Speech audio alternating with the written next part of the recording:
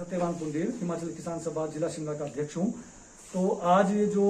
किसान सभा शिमला जिला इकाई की ओर से आज ये प्रेस वार्ता यहाँ पे की गई है, इसमें एक प्रमुख केस हमारे समक्ष जो ये बागवानों की लूट का जो सिलसिला है, ये हम तो ये समझ रहे थे कि 2014-15 के बाद ये जारी हुआ है, शुरू हुआ है, लेकिन आज जो एक विशेष केस हमारे पास आया है वो 2005 का आया है। और 2005 में सोलन में जो इन्होंने रतन फ्रूट कंपनी को अपना सेब बेचा था और उसके बाद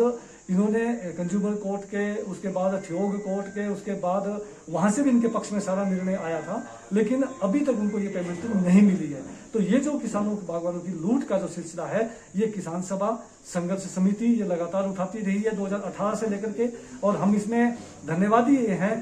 जो हमारा माननीय उच्च न्यायालय के, कि उन्होंने एक SIT गठित करके किसानों को जो है उनको कुछ राहत दिलाई है, जो उनकी पेमेंटें भी की गई है, लेकिन वो काफी नहीं है। इसमें इस समय सैकड़ों किसान हैं और छोटे किसान ज्यादा हैं उसके अंदर, जिनकी पेमेंटें भी छोटे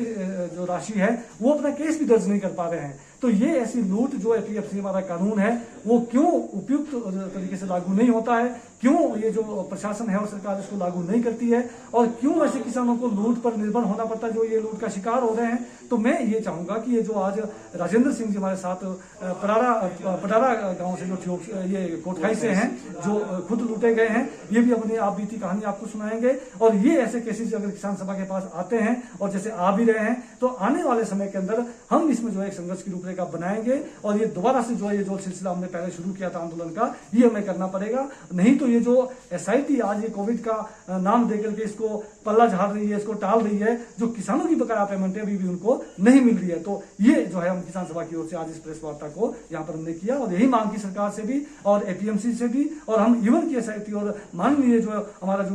उच्च न्यायालय है, इनसे भी हम ये आग्रह कर रहे हैं कि किसानों को जिनकी एक लंबी पेमेंट लंबी समय से जो पेमेंटें पड़ी हैं उसका भुगतान शीघ्र जो है किया जाए। तो ये सर 2012 में ये मेरे पक्ष में हो गया था सर, तो मुझे पेमेंट नहीं मिली 2012 में भी। तो फिर हमने एग्जीक्यूशन का किया था सर,